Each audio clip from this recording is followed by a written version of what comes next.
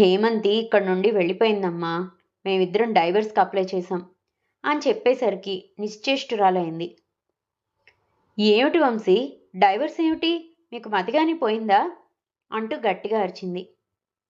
నేను చెప్తున్నది నిజమేనమ్మా. తనకు నాతో కలిసి ఉండటం ఇష్టం లేదట. తన మనసులో నేను లేనట. పెళ్లికి ముందే తను వేరే ఎవరినో ప్రేమించానని చెప్పింది. డైవర్స్ తీసుకుందామని తనే అంది. ఒక వారం క్రితమే ఇక్కడి నుండి వెళ్ళిపోయింది.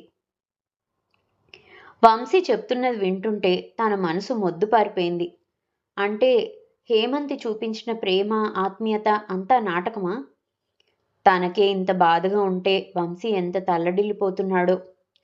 హేమంతిని కావాలని కోడలుగా తెచ్చుకుంది. కానీ తను ఇష్టం లేని పెళ్లి చేసుకొని నటించడం ఎందుకు?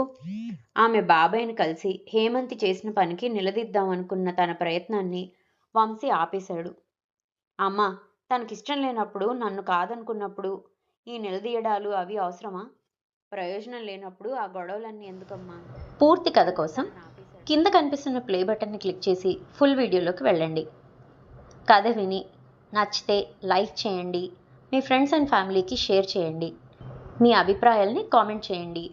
ఇలాంటి మరెన్నో మంచి మంచి కథలను ఆడియోలో వినాలనుకుంటే మా ఛానల్ని సబ్స్క్రైబ్ చేసి పక్కనున్న బెల్ ఐకాన్ని క్లిక్ చేశారనుకోండి, నేను ఇలా వీడియో పెట్టగానే అలా మీకు నోటిఫికేషన్ వస్తుంది.